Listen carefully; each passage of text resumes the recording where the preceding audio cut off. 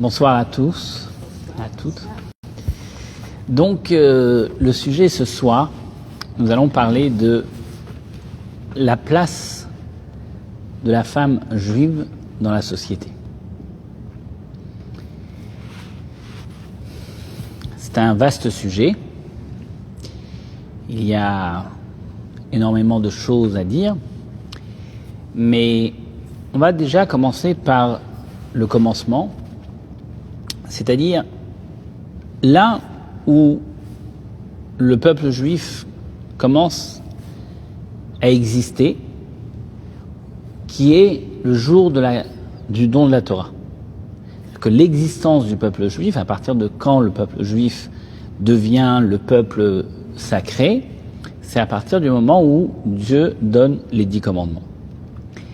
Et au don de la Torah, c'est la relation entre le peuple juif et Dieu, et le peuple juif va recevoir les 613 commandements, et de quelle manière il va les recevoir? Il va dire, comme on a expliqué longuement la semaine dernière, Naaseh Venishma, qui veut dire on va faire et on va comprendre. Et on a expliqué la semaine dernière pourquoi dans cet ordre et comment on pouvait mettre en pratique avant de comprendre.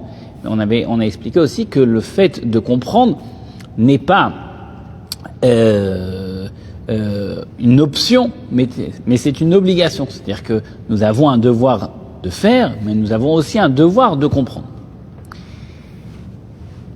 Mais une chose très très très riche à savoir, c'est que la Torah a été donnée d'abord aux dames. Les premières qui ont reçu la Torah, c'est les femmes. Et ensuite, aux hommes.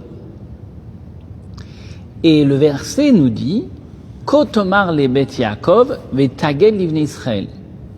Ainsi, tu diras à la maison de Jacob et tu raconteras aux enfants d'Israël. Et Rashi, le commentaire de Rashi explique que signifie ainsi tu diras à la maison de Jacob. Cela parle des femmes et de la manière comment tu vas devoir leur transmettre l'étude de la Torah. C'est Belashon Raka. Belashon Raka, qui veut dire dans un langage de douceur.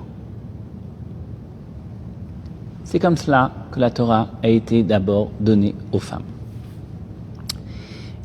Et ensuite, tu donneras la Torah aux hommes, et là, c'est écrit de façon beaucoup plus ferme, beaucoup plus dure, et avec tous les détails.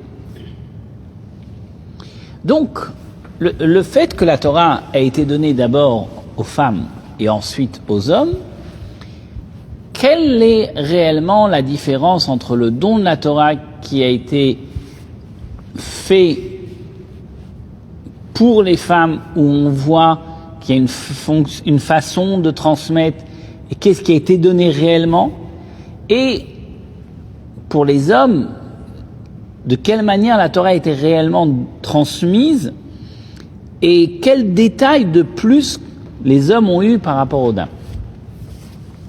Par rapport aux mitzvot. Alors, Les mitzvot positives et les mitzvot négatives. Mais les femmes aussi ont des mitzvot positives et négatives. Oui, mais les positives, elles ne sont pas obligées. Hmm. Non, certaines. Tout à fait. Quels sont les mitzvot en effet? Bien. On commence à passer de classe. Ouais. Quels sont les mitzvot que les femmes sont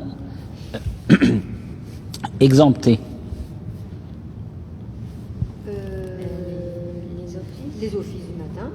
Oui. Enfin, ceci dit, C'est tout ce qui est Téphilin. Les tefilin. Oui. Bien. Mais il y a une règle très très très générale. Eh bien, tout ce qui est en relation avec avec le l'éducation. temps. Avec le temps. Ouais. Bravo. Ouais. Bravo. Toutes les mitzvot qui sont liées au temps. Tous les commandements liés au temps, les femmes ne sont pas obligées, contraintes de les pratiquer. Pourquoi la femme n'a pas de devoir vis-à-vis des commandements qui sont liés avec le temps? Eh bien, parce que justement, elles sont occupées à l'éducation de leurs enfants. Exactement. Comme elles sont occupées à l'éducation, et donc Et ça prend du temps. ça prend du temps, et surtout qu'un enfant, il n'est pas réglé dans le temps. Donc, c'est pourquoi les femmes n'ont pas l'obligation de tous les commandements qui dépendent du temps, puisqu'elles s'occupent de leurs enfants. Alors, lorsque la Torah a été donnée aux dames, est-ce que c'est la globalité de toute la Torah? Ou est-ce que c'est uniquement les mitzvot, les commandements, dont elles ont l'obligation de pratiquer? C'est-à-dire, tous les commandements qui ne sont pas liés au temps, alors on va dire, les femmes n'avaient pas le besoin de les apprendre et de les connaître. Alors il y a une grande réflexion là-dessus, mais ce qui sort comme conclusion, c'est que les femmes ont reçu la totalité des commandements. C'est-à-dire que la Torah a été donnée entièrement aux femmes. Et de quelle façon les dames ont reçu la Torah? C'est écrit qu'elles ont reçu les têtes de chapitre. Les Rash et Prakim, les têtes de chapitre. Que signifie une tête d'un chapitre? Alors il y a deux manières de l'expliquer. Ou que les dames ont reçu juste l'essentiel, elles n'ont pas eu les détails, c'est-à-dire que lorsque un professeur va enseigner à son élève, il va donner l'essentiel et il va faire en sorte que tous les détails, l'enfant, l'élève, prendra plus tard conscience ou connaissance de ces détails. Donc, ils ont reçu uniquement les principes. Et il y a une autre manière d'expliquer, c'est que les dames ont reçu la totalité de la Torah, exactement comme une Mishnah et une Gemara. Alors, la Mishnah, c'est dans le Talmud, nous avons l'époque de Rabbi Yehuda Hanassi, où Rabbi Yehuda Hanassi a été le premier qui a rédigé les écrits de la Torah orale, c'est-à-dire que la Torah orale était transmise de génération en génération oralement, et le premier qui a mis par écrit la Torah orale, c'est Rabbi Yehuda Hanassi. En quelques lignes, et il a donné énormément de lois qui ont été transmises de génération de façon oralement, et tout cela a été compilé dans 6 volumes, ce que nous appelons les Shisha Sidra Mishnah. D'accord. Les générations sont passées, à peu près 200 ans, et ce que Rabbi Yehuda Hanassi avait rédigé avec tous les sages de l'époque, alors les sages ne comprenaient plus exactement ce que signifiait chaque Mishnah. C'est-à-dire qu'il y avait énormément de discussions sur chacune des Mishnayot. Et donc, chacun a commencé à expliquer quelques lignes de Mishnah, et il y a eu des grandes discussions qui se sont mises en place sur la compréhension de la Mishnah. Et Ravina et Ravashi sont 2 grands maîtres qui ont pris toutes ces discussions et ils les ont mises par écrit, et c'est ce que on appelle aujourd'hui le Talmud. Le Talmud, c'est toutes les discussions qui ont eu lieu sur la Mishnah. Donc, quand vous prenez un livre de Gemara de Talmud, vous avez une Mishnah qui fait 2 ou 3 lignes, et après, vous avez un développement dans le Talmud qui va faire 1, 2, 3, 4, 5 pages sur les 3 lignes de Mishnah. D'accord ? Et donc, si la Mishnah fait 3-4 lignes et il y a parfois même 10 pages de développement sur ces 3-4 lignes, on comprend bien que dans cette Mishnah, les 10 pages sont inclus. Seulement, ça a pris, avec les générations, il y a une perdition, et donc on a dû expliquer ces 3 ou 4 lignes de Mishnah, parfois sur des dizaines de pages. Alors, nous expliquons la réflexion suivante. Lorsque les femmes ont reçu la Torah, elles, d'après un avis, elles ont reçu la Torah exactement comme une Mishnah. C'est-à-dire qu'en elle, il y avait le concentré de tous les détails, mais elles n'ont pas eu besoin d'avoir le détail même, le concentré a suffi.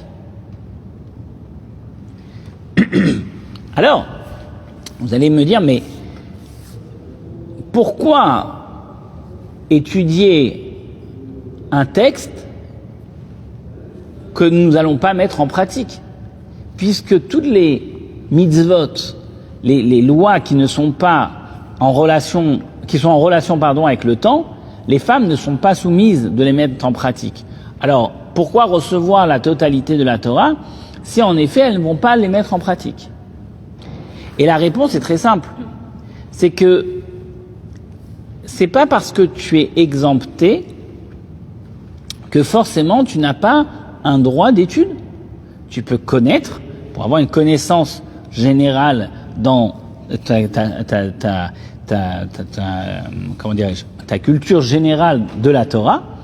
Maintenant, si c'est à mettre en pratique ou non, c'est déjà un autre sujet. Mais en tout cas, ce qui est certain, c'est que les femmes ont eu toute la Torah de façon concentrée. En revanche, les hommes, eux, ont eu tous les détails de la Torah.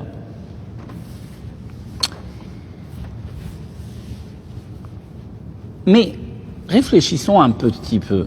Quand vous dites concentré, c'est résumé? C'est résumé, mais dans un concentré, c'est pas que résumé. C'est qu'il y a, dans un concentré, il y a la globalité de tout de tous les détails, en fait. Parce que si les hommes, eux, ont reçu Les détails. Oui. C'est que... On a développé. C'est ça, ça a été des... Ouais, d'accord. Mais chez la femme, il n'y a pas eu besoin de développer. Bravo, bravo. Mais en effet, la réflexion est pourquoi? Pourquoi la femme a eu le concentré de la Torah et elle n'a pas eu besoin d'avoir les détails, que les hommes ont eu un véritable besoin d'avoir les détails? Et la réponse est qu'en fait,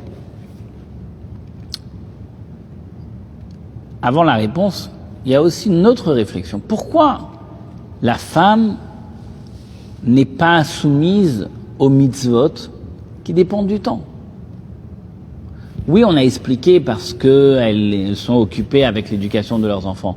Mais, quand même, on pourrait dire que dans un moment où elles ont des enfants en bas âge, eh ben, là, elles sont exemptées, mais quand les enfants grandissent, elles pourraient aussi avoir du temps pour. Or, on voit que la femme, elle est complètement exemptée toute sa vie de pratiquer les lois qui dépendent du temps.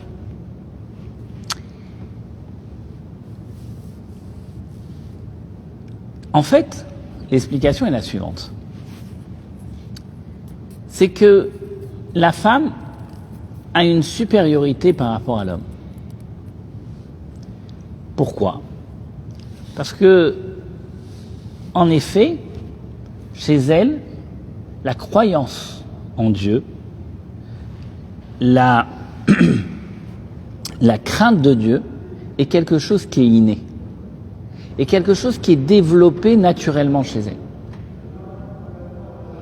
Et elle n'a pas besoin, entre guillemets, de rentrer dans les détails et dans le questionnement du pourquoi et du comment pour avoir cette croyance en Dieu.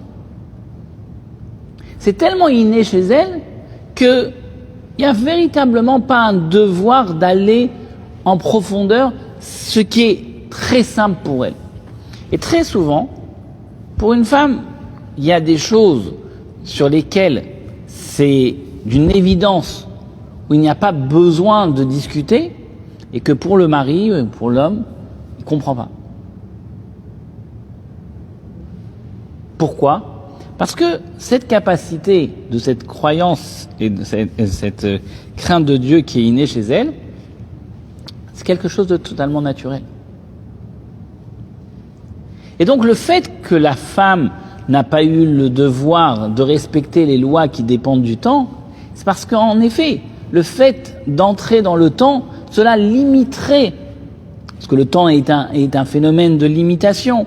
Or, la femme, elle est au-delà de ces limites. Elle n'a pas besoin d'avoir une réflexion qui rentre dans la limite. C'est inné chez elle et ça dépasse ces limites-là. Donc, les limites du temps vont limiter sa croyance. Donc, c'est pourquoi, chez elle, elle n'a pas besoin de cela.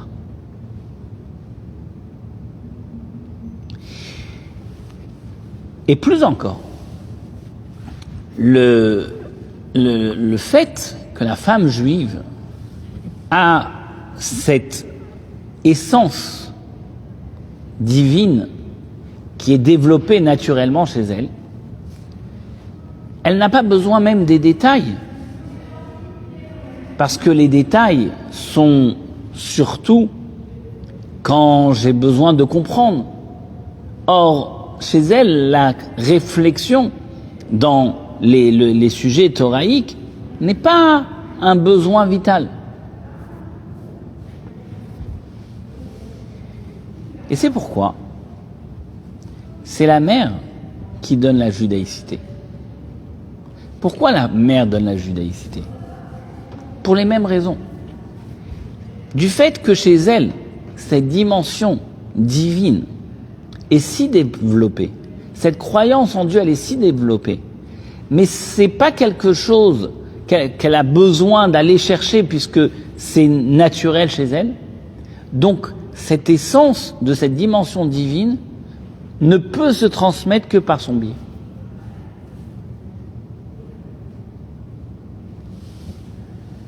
En revanche, le père, lui, est celui qui donne les détails. C'est pourquoi, si le père il est Cohen, les enfants sont Cohen. Et c'est pas la mère. Si la mère elle est Cohen, les enfants sont pas Cohen. Parce que la mère donne l'essence. Le père va donner les détails. S'il est Lévi, alors les enfants seront Lévi. S'il est Israël, les enfants seront Israël. Parce que les détails sont liés à l'homme. Mais l'essence est liée à la femme. Lorsqu'on prend conscience de la réflexion, la profondeur de ce qui a été donné à la femme juive, l'essence même de la Torah, l'essence même de la croyance en Dieu, bien développée de façon innée chez elle. Alors, à partir de ce moment-là, on comprend que c'est beaucoup de mérite, mais grande est la responsabilité du mérite. Car s'il y a autant de mérite, c'est parce qu'il y a une responsabilité qui est aussi importante que le mérite qu'on lui donne. Et c'est quoi la responsabilité d'une femme juive ?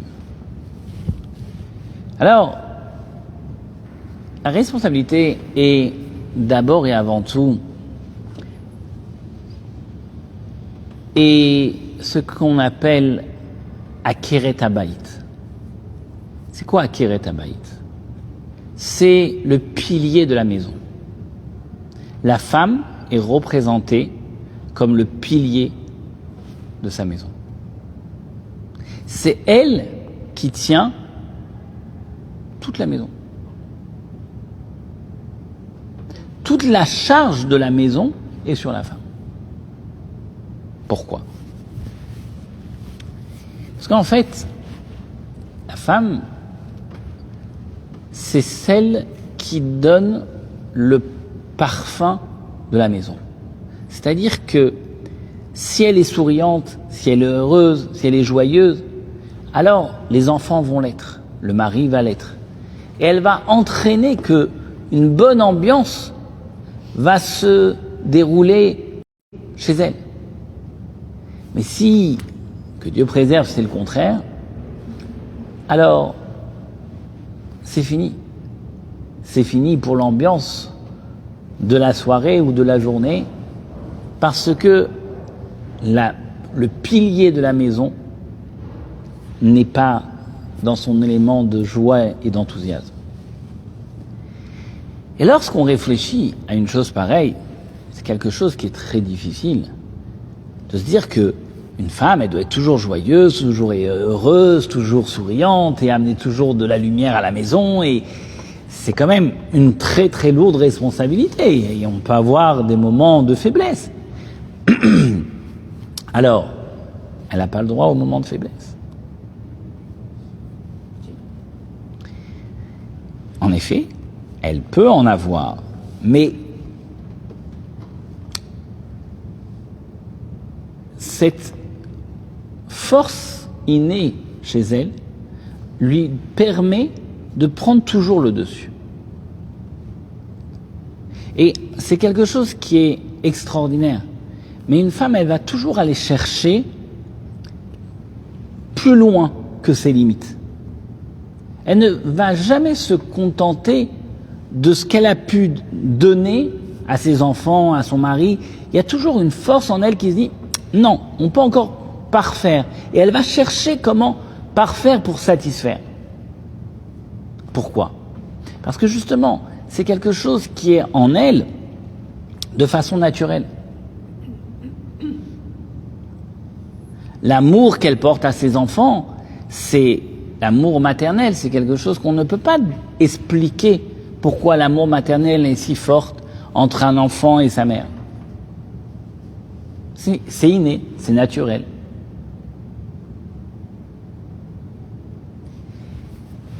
Et donc, être le pilier de sa maison, c'est pas seulement dans l'ambiance qu'elle va apporter dans la maison, mais être le pilier, c'est elle qui va fonder son foyer.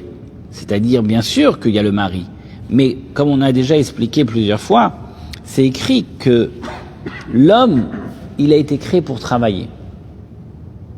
C'est-à-dire que l'homme, il va devoir aller chercher son gagne-pain à la sueur de son front, et donc son devoir essentiel au sein du foyer, c'est d'aller chercher cet argent pour pouvoir nourrir sa famille. Ça, c'est le devoir de l'homme. Le devoir de la femme n'est pas d'aller chercher de quoi nourrir sa famille. Le devoir d'une femme, c'est de faire en sorte que sa maison brille, que sa maison rayonne, que ses enfants soient épanouis. C'est que son mari, que lorsqu'on rentre chez elle, on voit un épanouissement extraordinaire. C'est ça son travail premier, l'essentiel pour lequel elle va se battre dans sa vie. Après, cela ne veut pas dire qu'une femme ne peut pas aller travailler.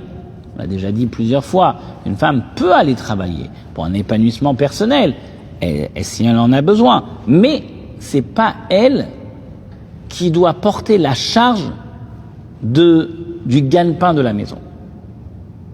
Le gagne-pain, c'est le mari.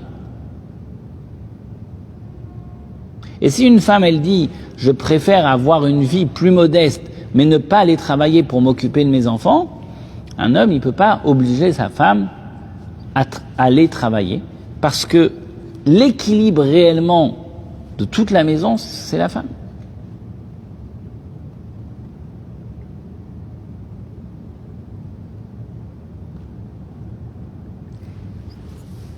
Et surtout, que la disponibilité qu'une mère, qu'une femme juive, qu'une mère a en elle, pour ses enfants, n'a aucun rapport avec ce qu'un mari, ce qu'un père peut être disponible pour ses enfants. Disponible, je parle moralement. Donc, c'est cela ce qu'on appelle la Keret Habayit. Le pilier de la maison, c'est justement cela. C'est toute cette énergie, cette force, ce moment où elle dit que l'essentiel de ma vie, c'est mon chez-moi. Et jusqu'à tel point qu'il y a une réflexion qui est rapportée dans les psaumes du roi David, où le roi David il dit « Kol gvuda bat melech penima », qui veut dire que toute l'honneur, la richesse, la splendeur d'une femme, c'est l'intérieur de chez elle. Sa maison, c'est son cachet.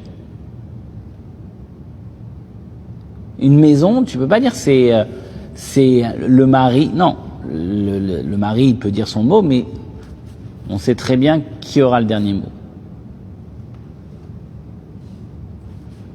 C'est la nature, c'est comme ça.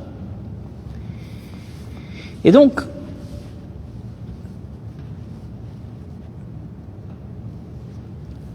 le fait d'être responsable de sa propre famille, la responsabilité est très lourde de sens parce que la responsabilité qu'une mère juive donne à ses enfants ne s'arrête pas à un âge précis. Il n'y a pas un moment où elle se dit « Bon, moi je les ai éduqués et puis maintenant ils ont qu'à faire ce que bon leur semble. Moi j'ai donné, puis maintenant ils se débrouillent, comme on dit. » Pourquoi ? Parce que la responsabilité dans la tête d'une maman, c'est en continu, jusqu'à 120 ans, jusqu'au dernier souffle de sa vie. Elle est toujours, même si son enfant va se marier, même si son enfant va fonder son propre foyer, mais à l'intérieur d'elle-même, elle a le souci de son enfant. C'est une responsabilité naturelle. Et on le voit déjà dans la Torah à travers les matriarches. La deuxième matriarche qui était Rivka Imenu. Rivka Imenu, elle a eu 2 enfants. Un qui était Jacob, et le second était Ésaü. Jacob était le sage, comme la Torah le qualifie, Ishtam Yoshev Ohalim, c'était un garçon qui était simple, qui était assis dans la tente en train d'étudier. Donc c'était uniquement un monde de spiritualité, de divinité, où il est en train de contempler la beauté de Dieu en continu. En revanche, Rivka a eu un autre enfant. Cet autre enfant était Ésaü. Ésaü était un bandit de grand chemin. Il pillait, il chassait, il avait beaucoup malheureusement, de choses très très négatives à son égard. Et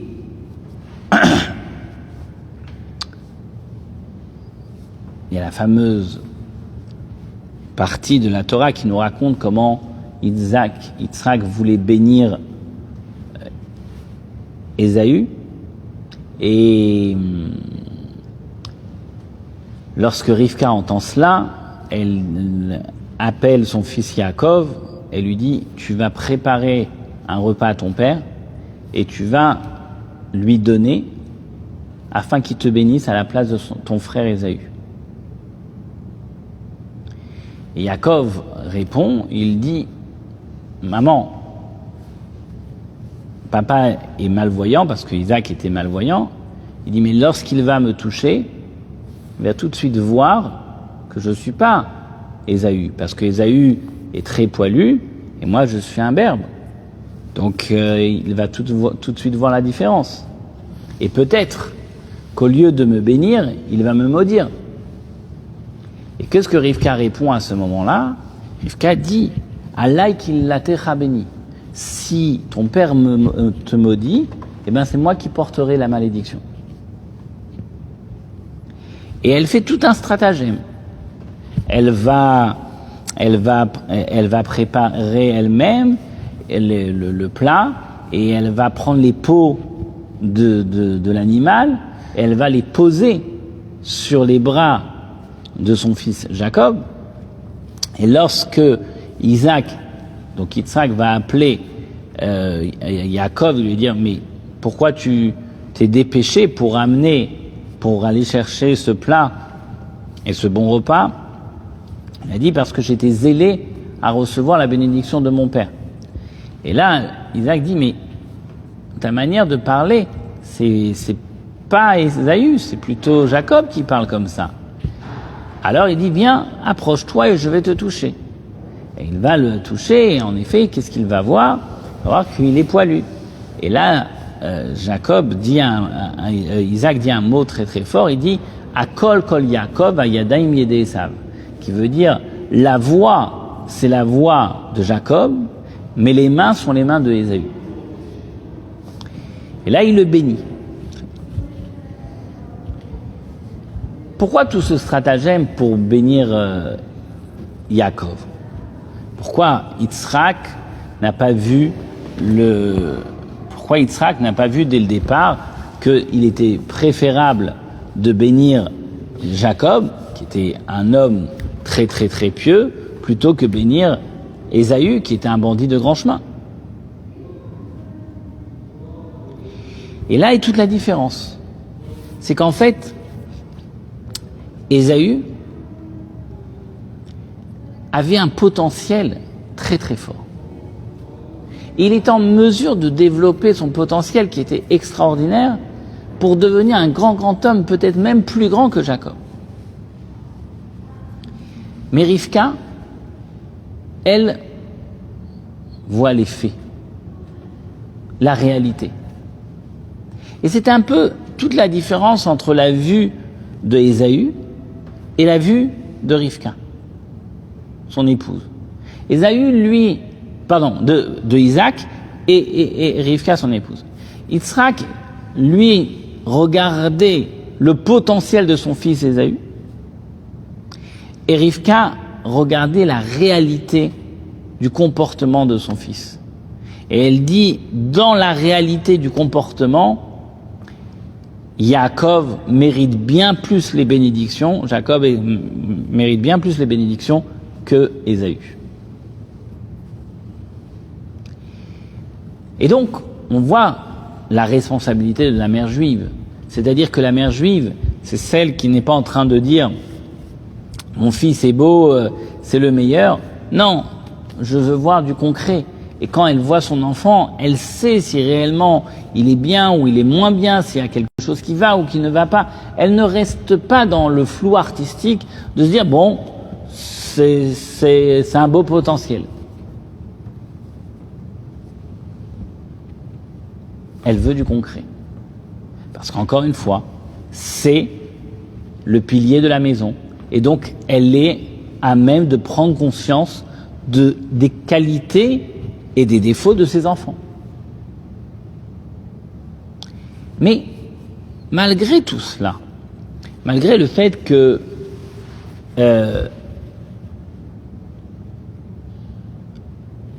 Rivka regarde la grandeur de son fils Jacob, elle l'apprécie particulièrement. Alors, regardons la vie de Rivka. Rivka, à la fin de sa vie, elle va quitter ce monde. Mais c'est la seule des matriarches que sa mort, n'a pas été évoquée dans la Torah. Toutes les matriarches, on évoque le jour de leur mort. La seule des matriarches qu'on n'a pas évoquée le jour où elle est décédée, c'est Rivka Imenu.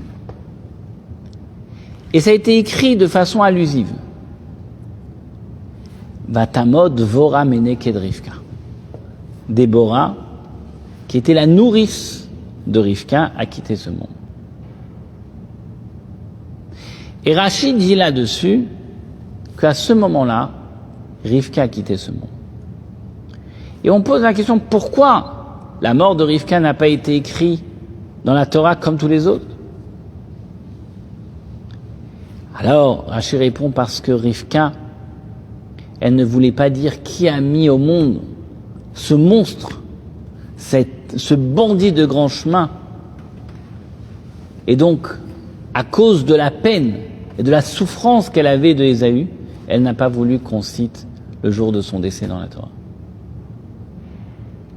Qu'est-ce que nous voyons? Nous voyons quelque chose d'extraordinaire.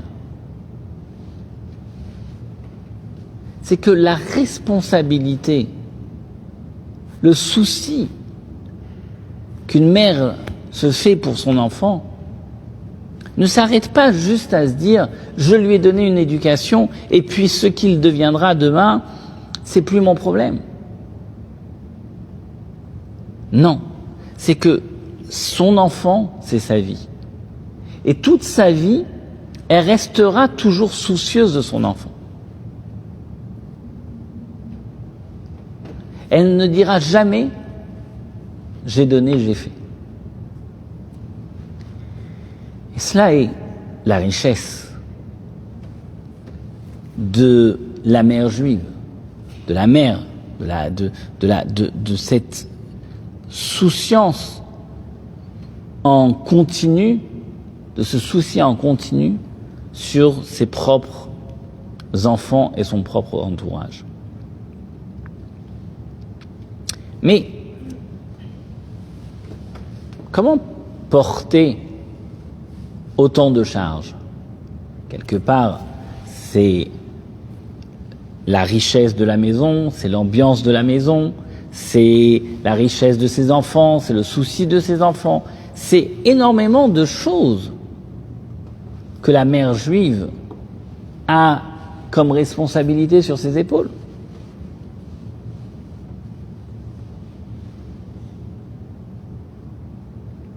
Et en plus de cela, dans la société, on veut qu'elle travaille. À part le fait d'avoir toutes les responsabilités qu'on vient d'évoquer. Alors, c'est évident que lorsqu'une maman va travailler à plein temps, ce sera au détriment de quelque chose. Ce sera ou au détriment de ses enfants, de son mari ou de la maison, mais la super woman n'existe pas au monde. On ne l'a pas encore trouvée. Qui est excellente dans sa carrière, qui est excellente dans l'éducation de ses enfants, qui est excellente à la maison, elle a toujours le sourire, ou elle est excellente dans une maison qui brille. Cette femme-là, on ne l'a pas encore trouvée à ce jour. Pourquoi? Parce que tout simplement, il y a un choix. Et une femme, elle a un devoir de poser sur une balance qu'est-ce qui est essentiel, qu'est-ce qui est secondaire. Ses priorités. Et donc, c'est sûr que si les priorités pour une femme ou une jeune fille va être d'être carriériste, parfois elle peut arriver à l'âge de 40 ans, elle n'est toujours pas mariée. Mais elle aura fait une très belle carrière. Mais ce qui va rester de toutes ces belles œuvres, pas grand-chose. En revanche, si dans sa vie, elle sait faire la part des choses, elle sait mettre les priorités, et elle sait se dire que numéro 1, c'est fonder un foyer, c'est ma maison, c'est l'éducation de mes enfants. Et ensuite, si je réussis tout cela, ben, j'irai travailler pour l'épanouissement personnel, un mi-temps, à temps partiel, peu importe. Mais tout cela viendra une fois que j'aurai cadré tout le reste. Alors là, on est dans une construction qui est digne de ce nom. Mais il ne serait pas logique de dire que, allez, le papa va rester à la maison et la maman va aller travailler toute la journée. Pourquoi ? Pourtant, un père aime ses enfants, il peut aussi avoir la force de faire une maison qui va briller et toutes les tâches ménagères. Mais il va manquer l'amour maternel. Il va manquer cette nature qui on trouve uniquement entre l'enfant et sa mère, ce qu'on ne trouve pas entre l'enfant et le père. C'est naturel. Donc, c'est évident que les priorités d'un homme et les priorités d'une femme ne sont pas du tout les mêmes. C'est évident que son intérieur, c'est d'abord ses priorités, les priorités de la femme, et ensuite l'extérieur. Et chez l'homme, c'est le contraire. C'est le monde extérieur, puisque c'est le monde du travail, le monde de la société, qui est ses priorités, et ensuite son intérieur. Mais comment un homme peut avoir la tranquillité d'esprit que son intérieur fonctionne? C'est lorsqu'il sait qu'il a une épouse qui fera fonctionner l'intérieur. Mais si les deux sont à l'extérieur, comment voulez-vous que l'intérieur puisse se construire?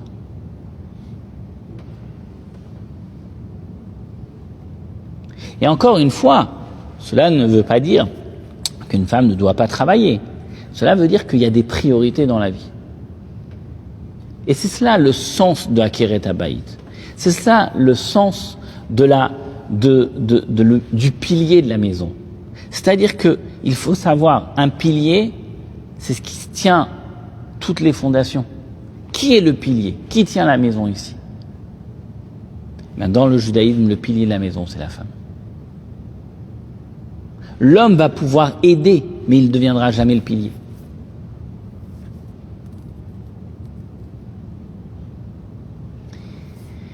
Et donc, certes que la responsabilité du devenir de l'éducation d'un enfant n'est pas uniquement la mère. C'est sûr que le père, il a aussi énormément de responsabilités dans l'éducation. Mais la différence entre le père et la mère dans l'éducation d'un enfant, c'est que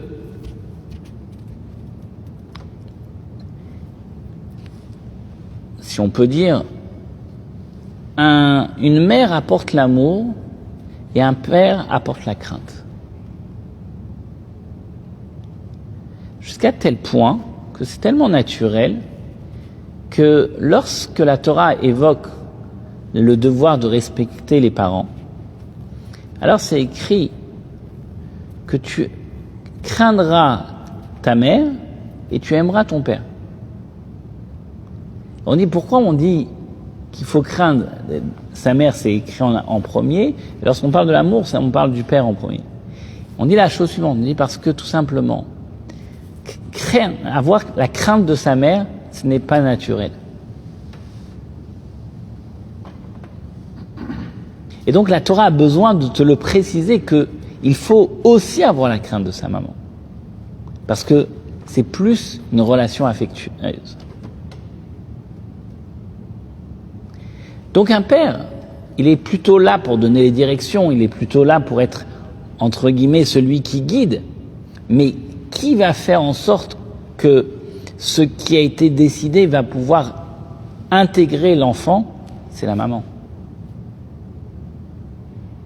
C'est sa responsabilité, et c'est pas seulement sa responsabilité, c'est un courant naturel qui passe bien plus facilement entre la mère et l'enfant que le père et l'enfant.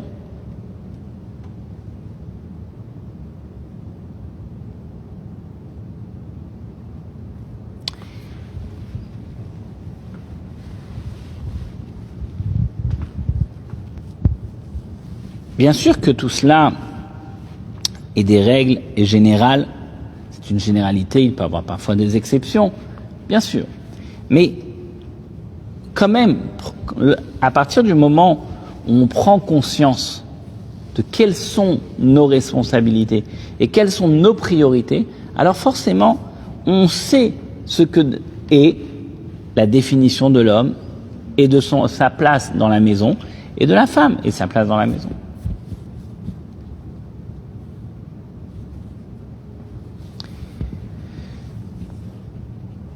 C'est pourquoi la femme a tant de mérite, jusqu'à tel point que le roi Shlomo, le roi Salomon, il a écrit dans les cantiques de cantiques les louanges de sa maman.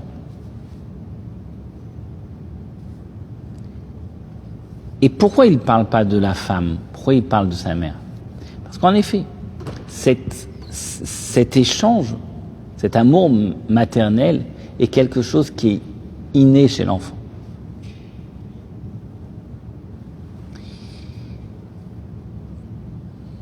Quand on prend conscience de toute cette richesse, alors,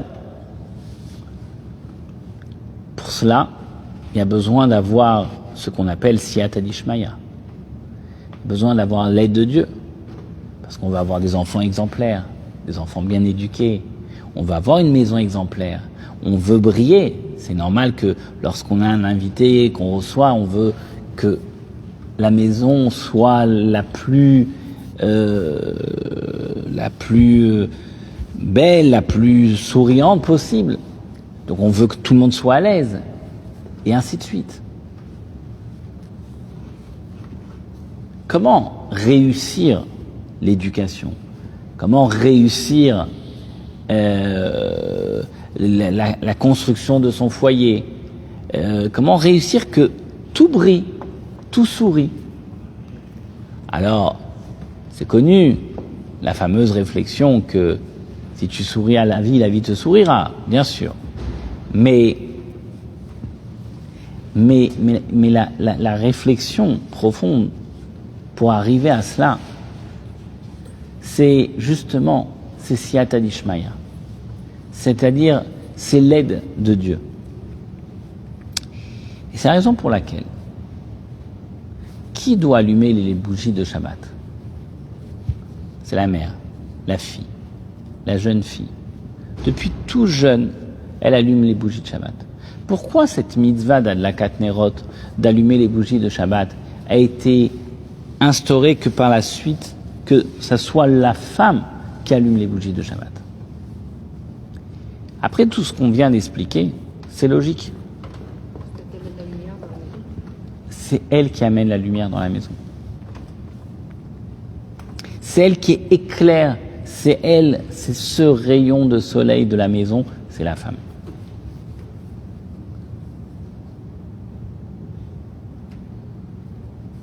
C'est pourquoi c'est elle qui allume les bougies de Shabbat. Parce que elle apporte la lumière et elle demande de la lumière.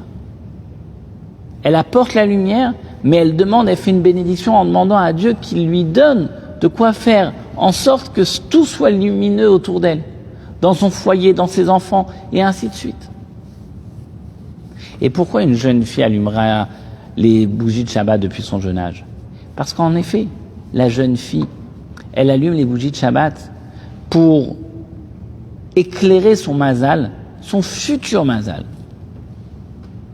C'est-à-dire pour éclairer demain son propre foyer. Mais vous allez me dire, mais tout cela est extraordinaire, mais comment elle va mettre ses téphilines, comment elle va accomplir les mitzvot qui dépendent du temps. Tout simplement. Le mari, l'homme, va accomplir des commandements qui dépendent du temps. Et lorsqu'un homme il met ses téphilines, eh ben, il les met pour son épouse aussi. Lorsqu'un homme accomplit une mitzvah qui dépend du temps, il le fait aussi pour son épouse.